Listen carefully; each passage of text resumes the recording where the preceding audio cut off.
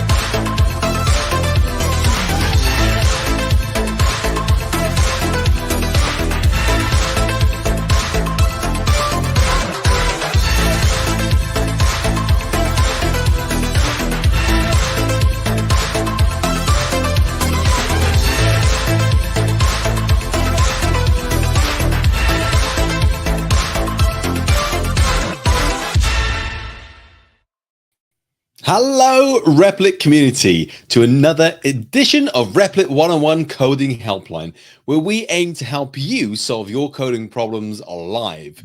Just a reminder, we do prioritize all of our live viewers. So if you do have a coding question, pop it in the chat, put a REPL link if possible, and we'll have a look together and try and solve it together.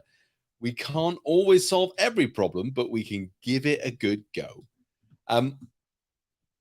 This week, we've got loads and loads of questions sitting in the Discord and ask.replit.com to get through. There's been an absolute glut of them over the last 2 weeks.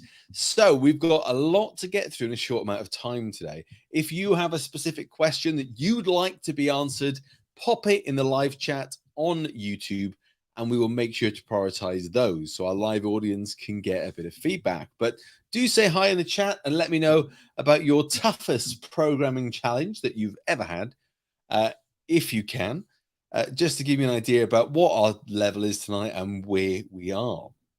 Now, before we get started today, I want to just take a quick look at a new feature that was rolled out since our last episode.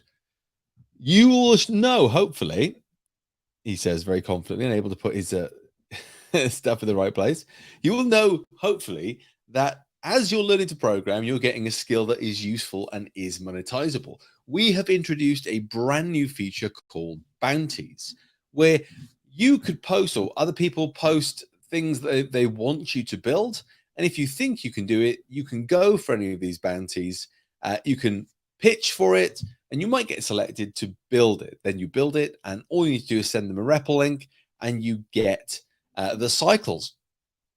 And you can see here, there's a range of bounties still open, from big, complicated jobs with huge cycle totals on them to much simpler jobs that have a smaller value associated with them. And it's a really great way, once you've got some skills, once you've got some proper understanding of how programming works, to take on some of these challenges, to not only earn yourself some cycles, which you can then use to pay for things like boosts or always on or even ghostwriter.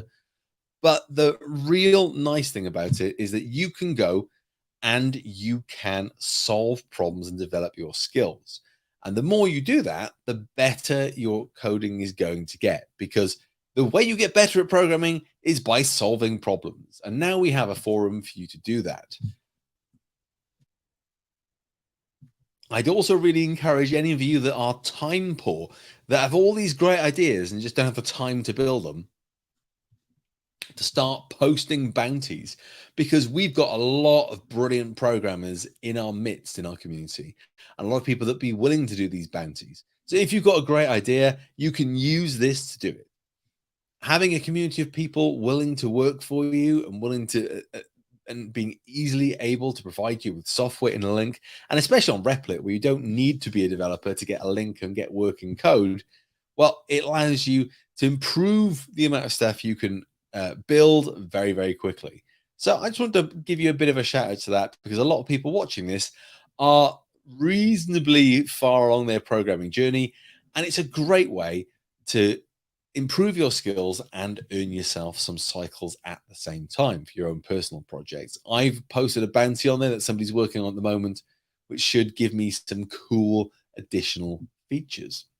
Okay, with that under wrapped and no comments in the chat just yet, please do leave them if you do have any coding questions.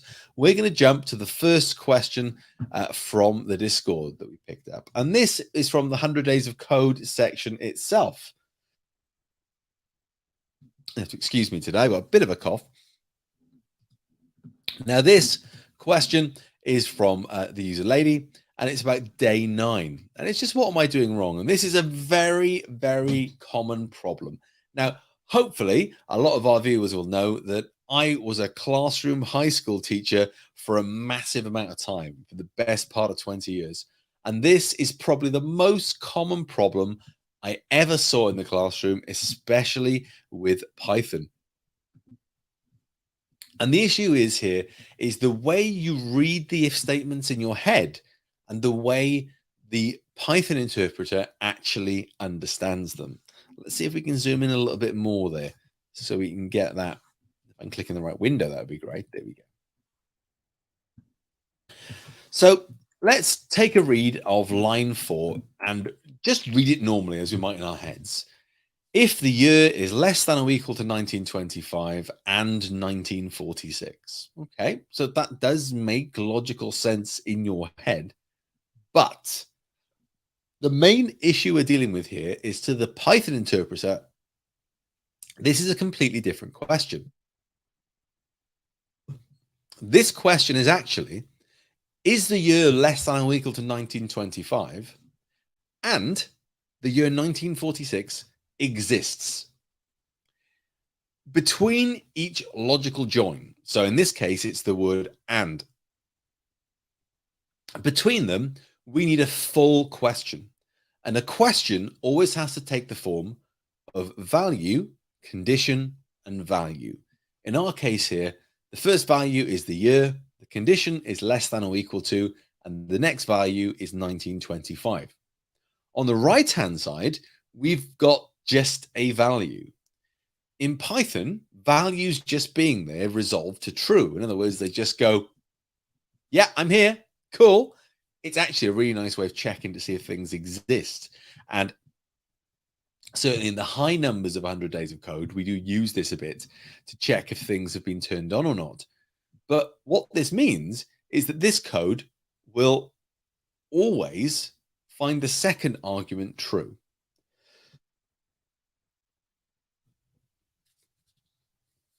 Now, in this question in particular, that means if you put in any year less than or equal to 1925, it's going to fire this off. And then it'll stop looking at the rest of the elifs because they're linked in a sequence. And once any of them matches, it'll stop searching. But let's imagine we put in, say, I don't know, 1945, which should trigger line 4. Well, it's not going to get triggered by line 4 because it's not less than or equal to 1925. It's actually going to get triggered by this one. Let's jump into a REPL and see what this should look like. So I'm just going to create a Python REPL here. And I'll leave it public.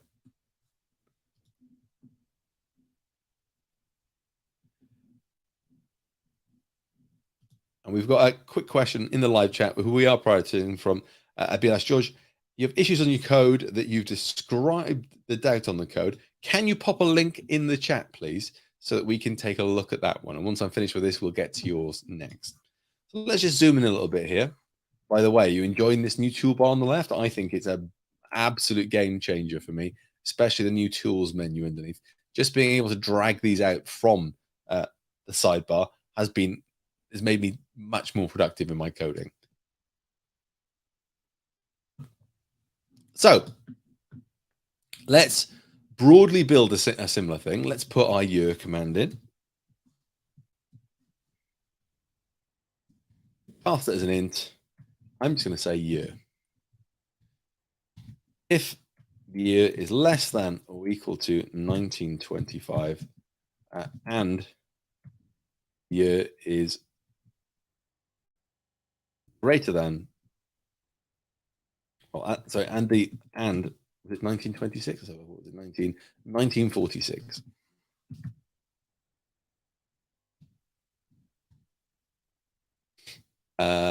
Which one is this one? Traditionalist. So we're just going to print out traditionalist. And just to show you how this is working, we'll run it. What have I done here? Oh, I forgot inputs completely. Well, that was a bit of a silly problem straight away. So we pop that there, run that code. And we'll start with 1920. So let's fire off that entire part. But let's do 1930, which should be in this range, and see what we get. Well, we get nothing because 1946 is a thing, but it's not less than that value. So let's see how we can improve it. Well, we need a condition here. I think what we'll find is that these are the wrong way around. The year should be greater than 1925 and less than 1946 to be part of that traditionalist generation. So anything between 1925 and 1946 should give us that value. Anything before 1925, oh dear. Here we go, should give us nothing. Anything above 1946 should give us nothing as well. That looks very, very different to the way in which we've got it here. And in fact, if you think about the way you're saying this, you always need to put the parts of the question either side of the logical join in the middle. You always have to make that very clear. And it's always a three-part question. Now, hilariously, this was a problem that students would find all the time, because when you're thinking about bigger problems than just how does this line of code work, when you're trying to solve a big problem, things like this can slip your mind because you write it and you read it and you assume it works in a certain way. And then every time you read that line of code, you don't think it's wrong because you think it works in a different way. And this is a massive problem. It certainly was a massive problem for my students when they were doing controlled assessments. And in the UK, we have controlled assessments that have to do with no access to the internet, no ability to talk or get help from me. And a student would be stuck on this question, sometimes for days, because they couldn't pass what was wrong about that, because in their head it read fine. It's always important that every part of the question needs to be a full question. Okay, cool. Let's zoom back out and let's go on to the next question for today.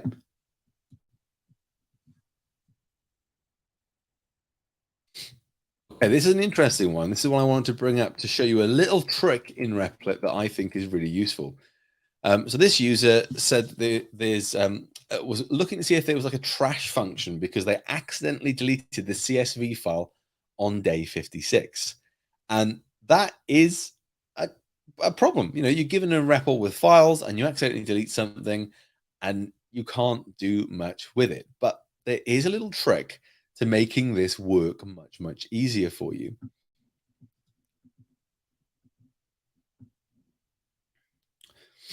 I'll just pop this up again. Abish, the problem is that I haven't got a link to your code, unfortunately. It hasn't popped up. So if you can pop a link in the chat, I can't see it at all.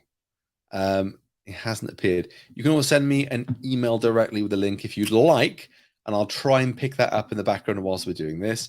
I'll pop my email address up on the screen for you to do that. So if you can give me a link to your REPL, remember the way you do that is you need to simply get the URL of your REPL, copy that up here, and send that to me. And I'll be able to pop that up and have a look at it on the screen then. But I haven't got a link from you at the moment, I'm sorry, so I can't do anything with that until I get the link. Right, sorry. So in this question, this is just like what a muppet I've been. I've deleted the wrong file. I need it to progress. Well, there's actually a little trick with the history the history system. If I go and create a new file now, let's call it example.py. And let's just put a comment in here. Now, one of the things you might do to replicate that is we might accidentally delete it. We see something here and we go, I don't need that. Let's get rid of it. Now, there's no way of getting that back. There's absolutely zero way of getting that back at all, unfortunately. Even the history function is built into each individual file. So even bringing up the history function, trying to go backwards or forwards isn't going to help you there. There is a little trick though. If you make a file and give it the same name, it will pull up the last historical version of that file. So if you accidentally delete a CSV file and you pull up the CSV file, you just make a new file with that name, it'll pull up the contents of the file from last time it saw it, which is a really helpful feature if you accidentally delete files as you go. Certainly, I think that's a bit of an absolute killer feature and certainly solves a lot of my problems as we go. I'll pop my email address in the chat because I think people are having a problem sending their REPL links to me in the live chat. It's probably doing a weird thing and blocking URLs. So my email address is there for you now. If you'd like to send me that, if you'd like to send me your REPL links, I'm more than happy to take a look at those live. And we do know that it's line 31 for you. but we will take a look at those in a moment once we've got those links sent to me. So please do send me your Replit links, your REPL links, and I can take a look at your problems. Okay, whilst we're waiting for those emails to come in, let's have a look at the next question in the list. Ooh, beaten to it. I've got that link. Brilliant. Right, let's have a look then. So let's move this and bring in this link. And hopefully, there we go. Right, okay.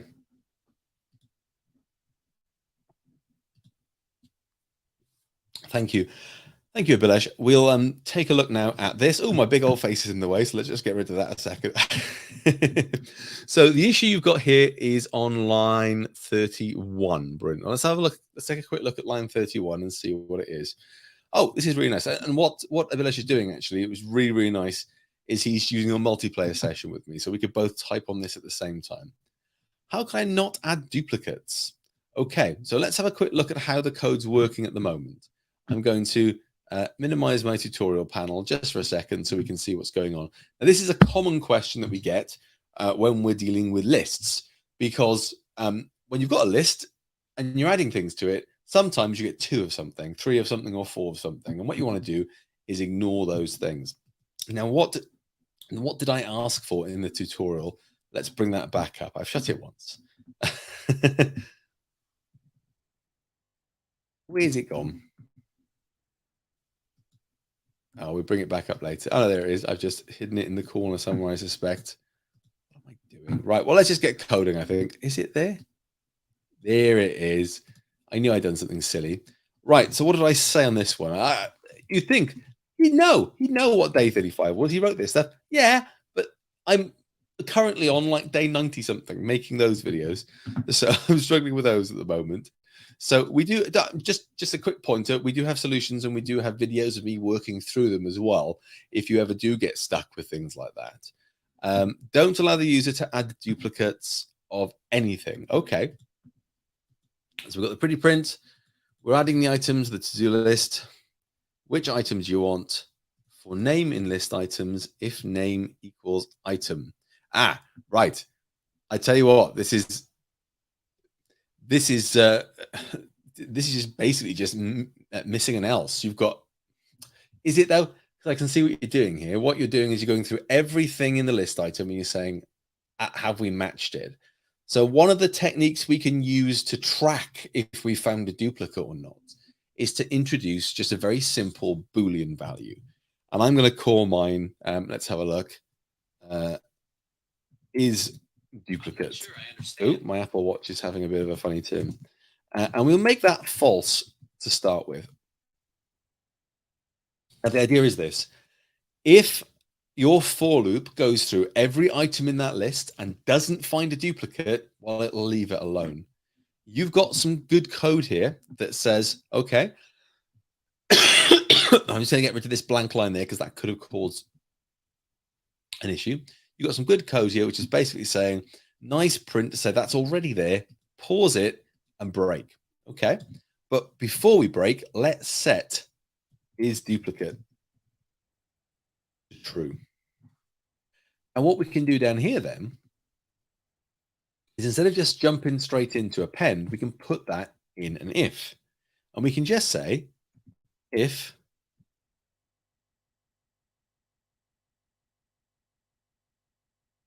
is duplicate not equal true. It's a slightly nicer way of writing that as well, but I'm going to skip that for now. But what should happen here? And we'll test it because if you've watched my solution videos, you've probably seen a couple of times where I've written it, clicked the run button and gone, oh, it's not working. So it's always going to test this code. But what I think I've written is just having a check to see if there is a duplicate. If I've used your code here to find out if there is a duplicate, then we'll set that value. And as long as it's not a duplicate, we'll append the item. So let's give that a go.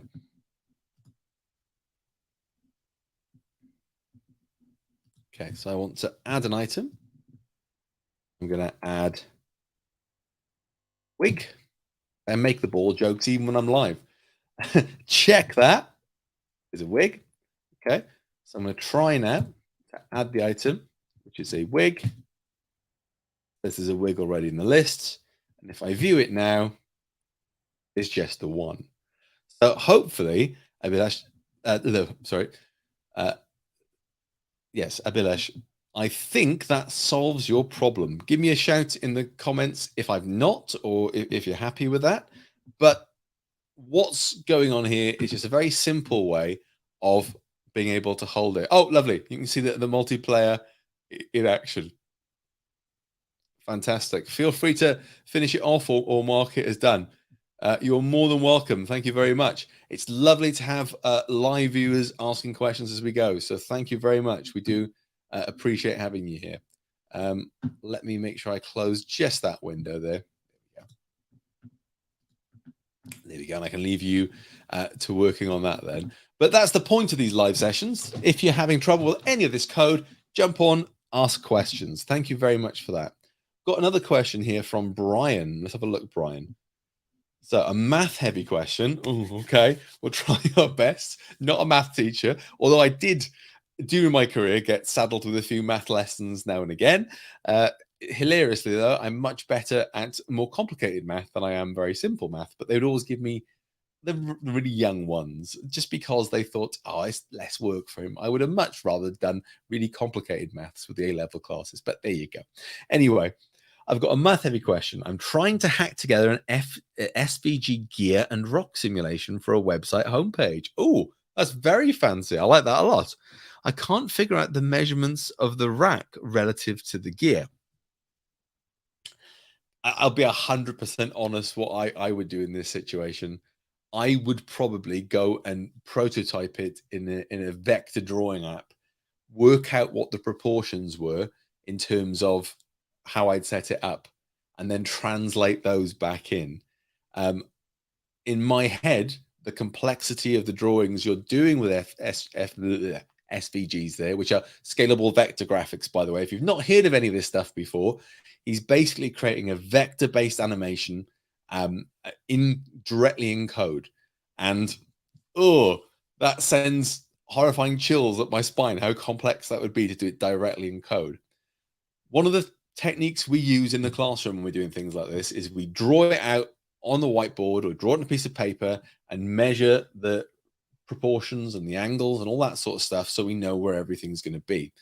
But there's an easier way of prototyping that with a computer, and that is to grab any vector piece of software in the world, simply draw out the shapes you want and work out the proportions there. Now, I know what I would do in that situation.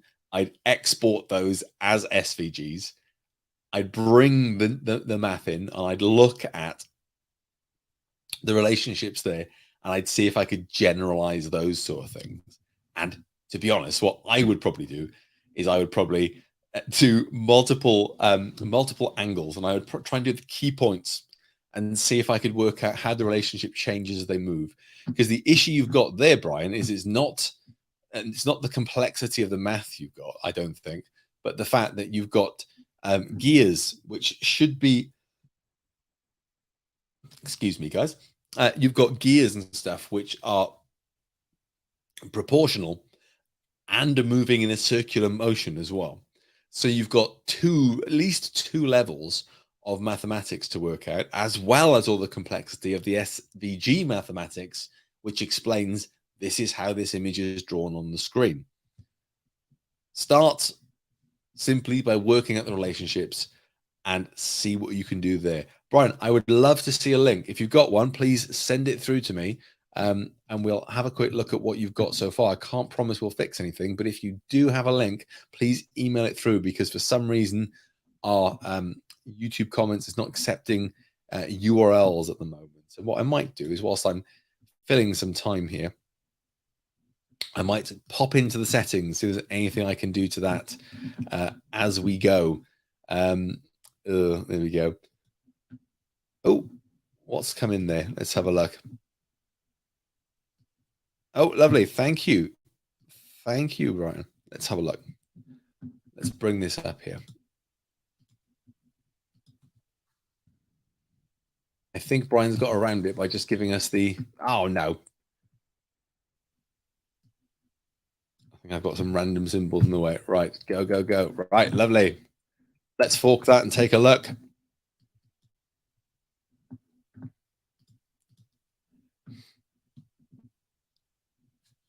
These are always exciting when you see something live for the first time. Let me get rid of that email address splattered over there for a moment. There we go, and go back to our comments. Oh, I like this a lot, Brian. Let's pop that out in a 4-page.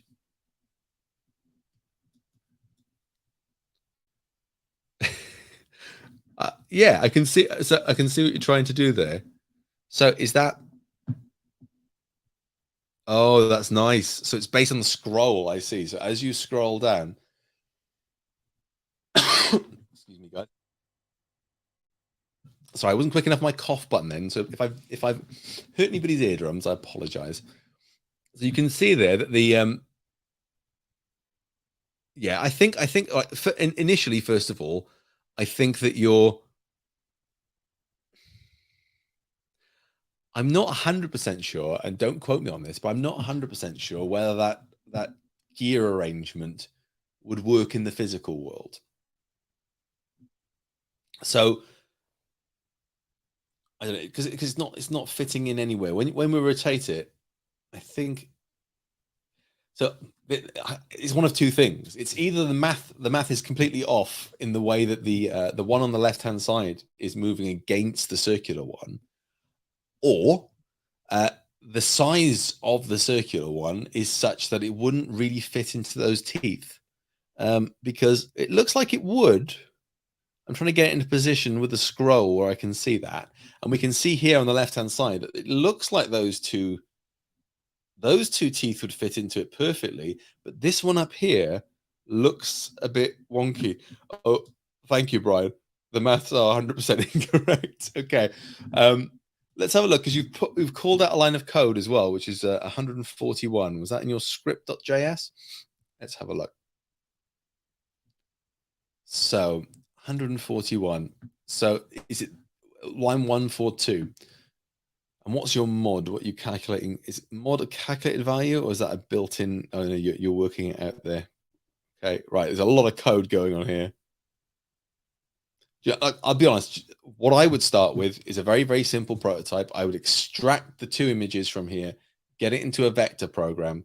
I would pull the circular gear, cog, whatever it's called, rotate it, and make sure that it would physically fit into those spaces. Because I've got a slight thing, you start again. I've got a slight concern that if you can see this one here, I don't think that would fit into it in a real version of this. Maybe it would, but not where it is now. You can see there, that's the closest I can probably get it to being perfectly aligned. And you can see that some of these teeth would be banging against it, so they wouldn't work. So I think there's a sort of a sizing issue. I think that circular gear might need to be maybe like 3% bigger in order for those teeth to fit in properly. And unless the teeth fit in properly, no matter what you do with your maths, you're not going to get it to go right, because the speed you're rotating the round gear at is just not going to match up with the way that the flat one's moving.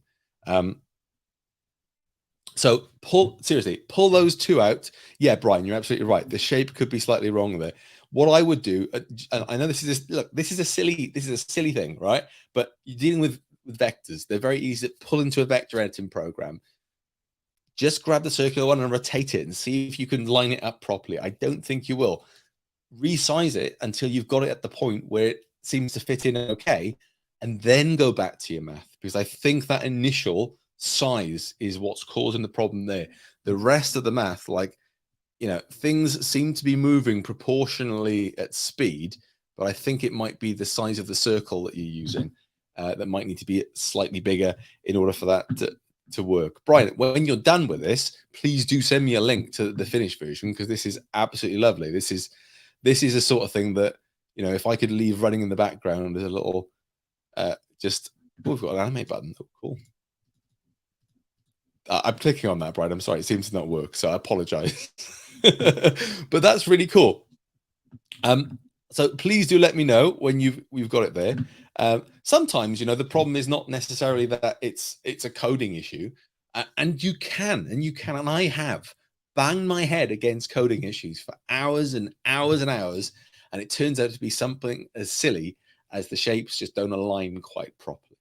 I mean, I remember a student of mine years ago was making a 2D portal game, and we were really sort of hitting this code as hard as we could to try and get the portal physics to work, where you have your entry portal and your exit portal. And we spent almost an entire lesson. And bear in mind that in a lesson, I meant to be helping other students as well, not just this one. But we spent the best part of a lesson together trying to work out why the second portal wasn't spawning in the right place. And what it turned out to be was we'd set the graphic wrong, absolutely wrong. And the thing that was spawning was not meant to be the portal. So we'd spent an hour trying to debug code and go through the maths and rework it out. And the only thing that was wrong is that we'd set the graphic wrong for the thing that was spawning. So it wasn't actually spawning an entry portal. It was spawning something altogether different that looked just like a brick in the wall. And the thing that was appearing on the screen was just some static element that we just got the naming conventions the wrong way around. So take those apart. But Brian, do come back and let us know. Thank you very much for helping me back here. Thank you for that. I have got stuff to do, don't worry, and I've got stuff to keep my throat going. I'm just desperately trying not to cough into the microphone for you guys, because it's not very nice to hear that, which is why I got my cough button on standby over here, but I missed it last time. Right, with the live problems sort of solved. I'm not taking any credit for Brian's, unfortunately. There's just one potential option, but do come back, Brian. Do come back. We'll have a look at the next question.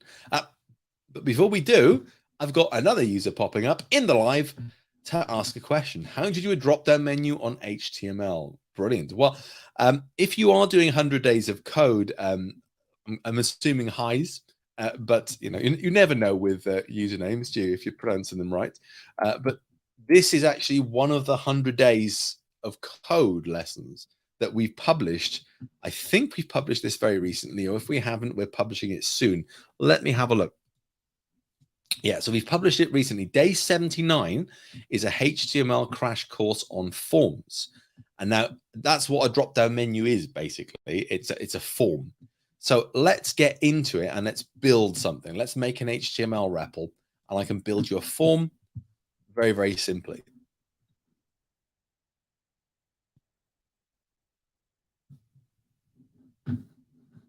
Now, what this is actually a select. What do we call that? A tag? Yeah, a select tag. Let's call it a select tag. I'm going to go into my body here, and I'm going to get rid of hello world, and I'm just going to add in a form. And if you've done my day 79, you'll know that there's stuff you have to add to the form. It's not just a case of having a form in there and it'll magically work. And actually, my HTML knowledge goes all the way back to, I think, HTML3, when the internet was very, very new and we could just build web pages at home in Notepad and publish them very, very easily. And they looked as good as other pages on the internet. And one of the things I always found difficult to comprehend on my first sort of few builds was that you had to have something sitting behind the web page to actually process what the form was sending. In HTML, you can't really do much with the form itself, unfortunately. But let's build a drop-down menu in HTML. So the type of menu we want for a drop-down menu is called a select. And what it does is it works a little bit like a list item, in that we have a select tag, which tells it this is a drop-down menu. And within that, we have then all the different options. So let's start with our select tag. You see that autocomplete is helping me out here. And I'm going to give options. All we do is between those two option tags, we put the options in. So like, I don't know, let's put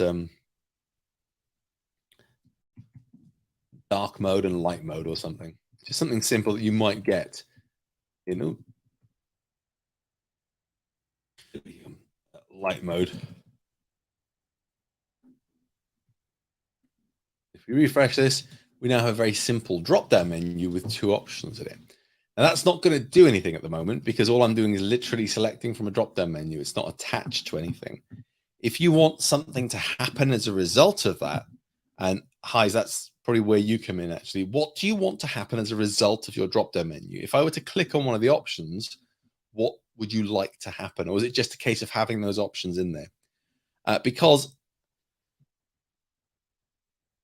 excuse me again, there's a big difference here. If you are looking at just taking the result of a drop-down menu and sending it on to a different page to be processed, like it's a location or it's gender in a user account option or something like that, then we do need to add values to it. If you are hoping to have a drop-down menu that when you click one of the options, something else happens, that's where you need to include JavaScript. So there's two different use cases here. The most common one, oh, sorry, Hi, you said what you want it for. I want it to be this, and you click on an option, it switches pages. Okay, so you want the JavaScript version then. So what we need to do is we need to add a JavaScript event to when we click on one of these options. And excuse me a second.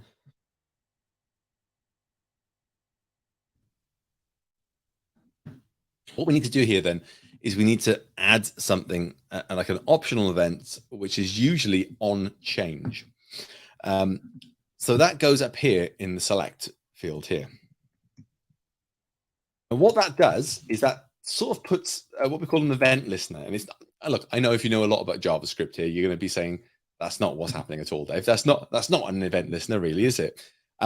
Yeah, I get you. I'm just trying to simplify for a second. This basically says, look, here's a select box. When it changes, it needs to do something. I'm just going to put a bit of JavaScript in here. It's an alert that says hi. It's always the first go with a bit of JavaScript. And we'll refresh it and check it works. So you'll see there that the message popped up to say hi. So that means as soon as I picked a different one, I got that message, which is great. So if you want to go to a different page, then I think you need to change the JavaScript location then, or the let me just, I'm going to do a little bit of a Google to remember what this was. I know I've done this in 100 days recently. Move to page. I think it's something like, let's have a look. Window.location.href. There we are. So what we do is in this then, we'd put something like window.location.href, and in the brackets then, the location of the page you're going to go to. Now, I wonder actually if this works by adding it to the option as well. Let's try and get them to go to /no.html. Now, this is going to fail because when I do that, it's going to try and go to that page, and that page doesn't exist. Zoom in here. Go here, and I change. Should run the code, but the page doesn't exist, but that's what should happen. So my thinking is, oh, no, so this is an equals command, isn't it? So I'm doing it completely wrong. Right, let's refresh that.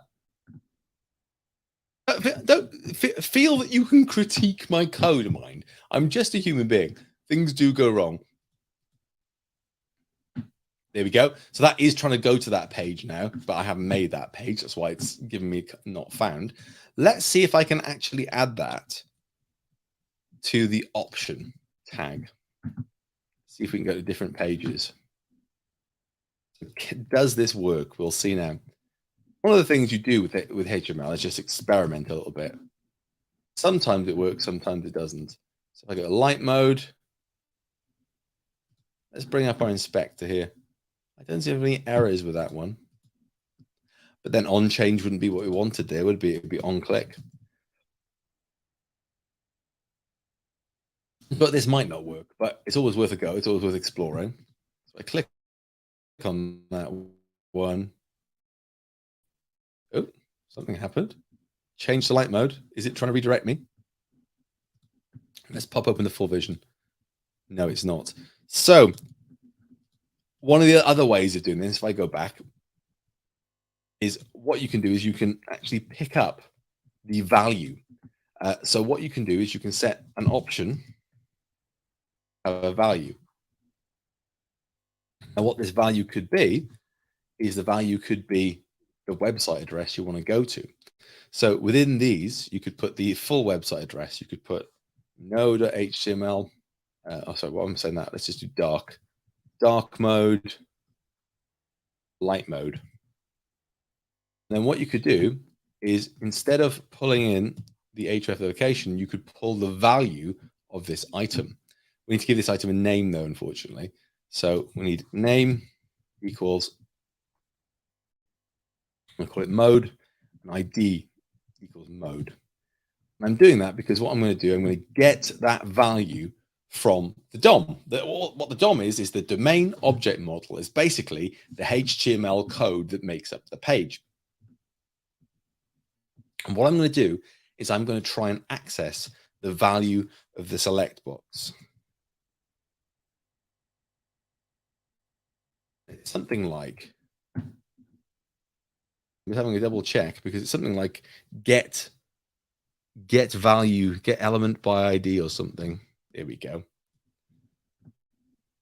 So if we do this here, document.get element by ID mode, we probably do dot value, I would imagine. Let's see if that works. There we go. I'll pop that open in full screen so we can see it work. And I'll bring on my toolbar. So you can see then just at absolute bong standard, my Replit page. I go to light mode. It tries to go to /light.html. If I go to dark mode, it tries to go to /dark. Now there's multiple things going on there, highs, that allow that to work. But the key part of it is this. We've got this onChange property in our select box, which means as soon as we change it, it's going to run this code. This is JavaScript, and I've just written that neat inside there. Has my light gone off there? It's weird. So that neat JavaScript there is what's going to allow the browser to change the location of the window to whatever the current value of the select box is. And what that means, as far as we're concerned, really, is it's going to change everything about our location. And the values of the options have been set to the values of the web pages. I'll make sure that's public, and I'll make sure that you've got that so you can take a look at it if you want. I'll pop that in the chat. Let me make sure that actually goes into the chat if you've been having trouble with website addresses today. No, it's there. So Highs, if you want to take that, please do, and do what you need with it.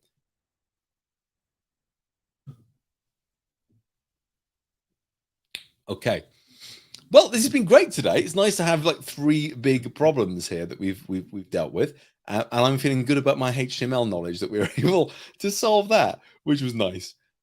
It's really interesting actually, is that this sort of HTML stuff is the sort of thing that I Google all the time. Now, if you've got something like Ghostwriter on the go, a lot of this stuff where in the background I'm going, oh, let me have a look at that, and I'm Googling things, that goes away. Because Ghostwriter, when you start typing something that you half remember, does fill in the blanks for you, and it really does speed things up. Highs, you're more than welcome. It's nice to have an exciting problem to solve, although nobody come at me with centering a div on a page. After Nathan did that and maybe embarrassed me to high heaven a couple of weeks ago. I'll never forget that. But like, honestly, centering a div on a page is one of the biggest challenges in all of CSS and web development. It is a common thing that people moan about. Okay, we've got 10 minutes. And we've got another question popping up. This is great this week. A lot of live ones here. Mr. Batowski. Absolute beginning here. Just want to thank you all for the beautiful and fun lessons. You're most welcome. It really encourages everyone to code, especially when they're really at square one. Thanks a lot. Oh, just a positive comment. I appreciate that very much, Mr. Vitowski. Thank you very much.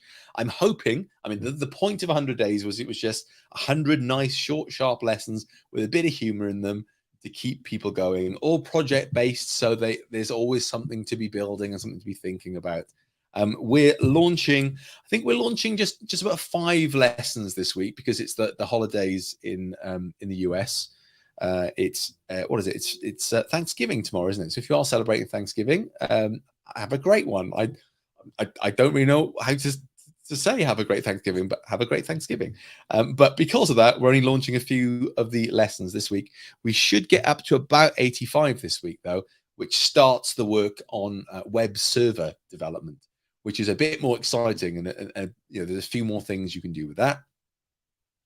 And we hope then to get into the 90s next week, where you'll start doing things like web scraping, web APIs, building things with the Spotify API, cool stuff like that, which is a little bit more involved and requires juggling multiple sites. But you know, it's a really nice thing to show off.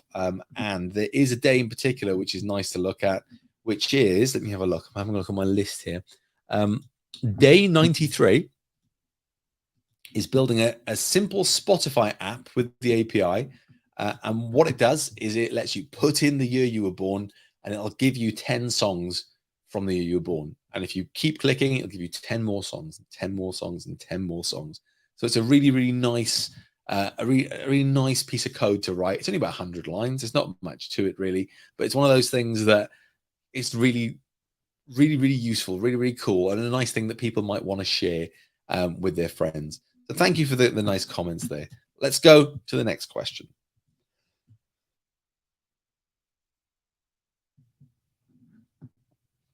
Now, the colored print on day 4 of 100 Days of Code is interesting because there's a bunch of different ways of doing colored print. And I thought there's a different question, but it doesn't seem to be. Let's take that and let's see what we get when we put it in a REPL.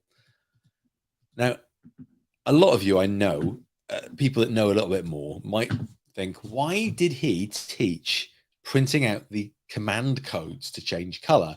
I know this amazing library that, and yeah, there are some amazing libraries that lets you do much more than just change the color of the text. The problem I was dealing with is giving people something interesting to do at a day when they haven't encountered libraries yet. And I wanted to leave that for a bit later. So let's pull that in. First of all, we've got the wrong quotes on there. So let's pull that in. That could be a problem with our Ask forum. But also, that's a common symptom of writing the code on an iOS device straight into the web view. If you do have an iOS device, by the way, go get the Replit app. It's amazing. It seriously is a really fantastic thing. I've never been able to code on a mobile phone as well as I can with this. It is so nice. And we've got that amazing little cursor that allows you to bump between lines and set things up in a really nice way. I think we call it the joystick. It's a really beautiful thing. So please do. Buddy's here. Hi, Buddy. Yeah, the Replit iOS app is awesome. It only supports the phone at the moment, and I think the Android one is the same. But seriously, the work the mobile development team have done that to be able to get you to code on a phone, and I'm an old man with fat thumbs. The fact that I can do it, absolutely amazing. I'm sure you guys can make fantastic pieces of software with it. It's missing Teams integration at the moment, so if you're doing things like that, you might need to hold off on it a little bit, but it's being updated all the time. In fact, the change log, which came out today, was showing us a bunch of updates, which are pretty cool. Right, so let's see what this line of code actually does. Well, see, it looks okay to me. It's printing it out in green, which I believe is what the user was looking for. So it looks to me that if this is an actual proper copy and paste of the code they used, they were using iOS or using a mobile device, and they had smart punctuation turned on. This is something I turn off on every device I own, because as much as I like these little slightly angled inverted commas, we call them speech marks in the UK, but we want the straight ones, the straight quotes. And what this is giving us is like the sort of things you get in a book, slightly curly ones, like we call them like a 66 and a 99. Those look prettier. I think there's some studies to say they actually help you read text better.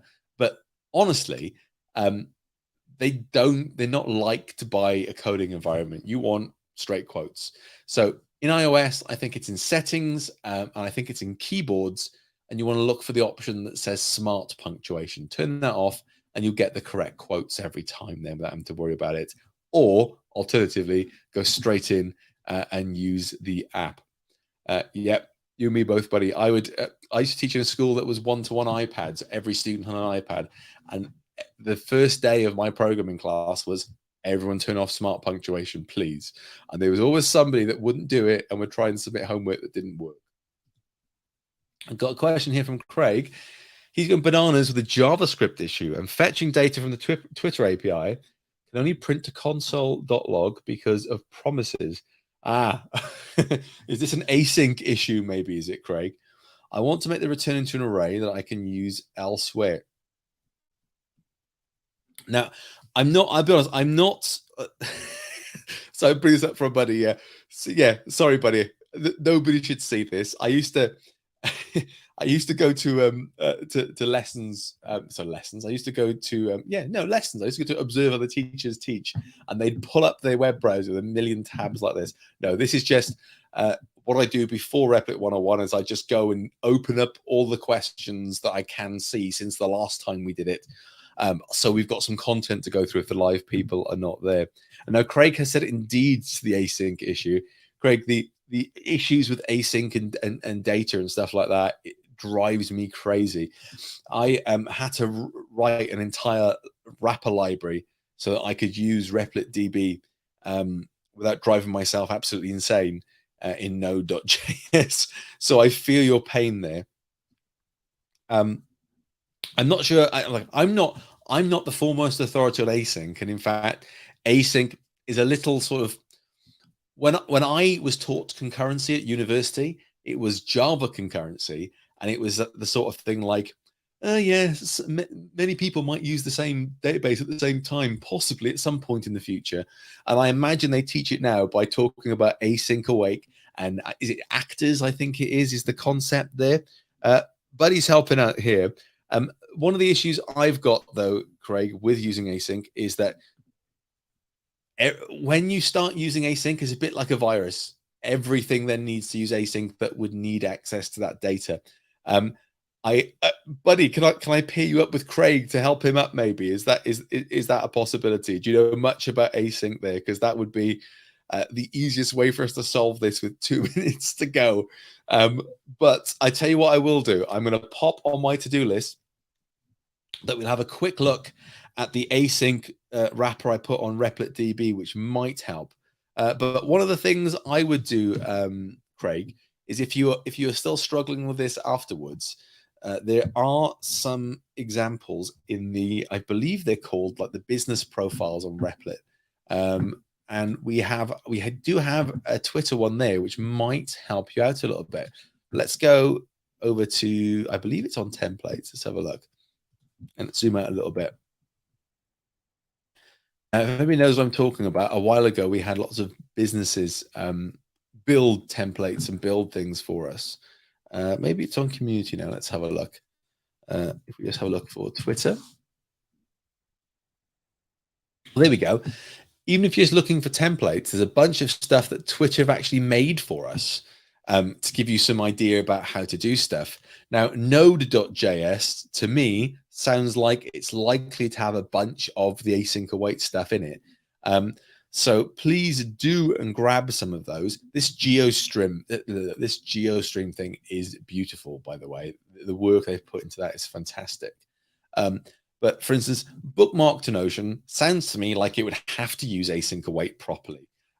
So Craig, just go into templates, have a search for Twitter, and if you click on Twitter itself, you'll see the stuff that Twitter's actually contributed to the community for us. And if you can find it in a JavaScript-based language, there we go. There's a bookmark search, tweets around the world here. and I would bet a handsome amount that they are pretty much built on async await and things like that. So, buddy, thank you very much for helping out there, Craig. I hope that's helped out a little bit. We had like a minute to go, so diving into the complexity of async await there would have been Craig. I have to put this comment of Craig on because this is pretty much the reason that I am bald. It is problem solving with things that are new technologies. And I know that async await isn't the newest things in the world. And yeah, buddy, thank you very much as well for helping out. I know async await isn't the newest thing in the world, but it is one of those technologies that you try out a couple of lines of code and it doesn't work because it's not just the code, it's an entire different mental model for how it should work. And those of us that learned to code earlier in the history of coding don't expect not to have data when we ask for it. And that's what async await is all about. But anyway, we'll look into this in a bit more detail next week. Craig, if you're still having trouble, please drop me an email. I'll pop my email up on the screen. And we'll see what we can do next time we're doing a Replit one-on-one. Maybe prioritize it and bring it back up if you're still struggling with that. But that's what this is for. Replit one-on-one coding helpline is for helping you guys with your code, even if we can't quite do it live because we're running out of time. Well, thank you very much again, guys. It's been lovely. For those of you celebrating Thanksgiving tomorrow, I hope you enjoy yourselves and don't eat too much. But for everyone else, have a great day. Have a great 2 weeks, and I shall see you in December.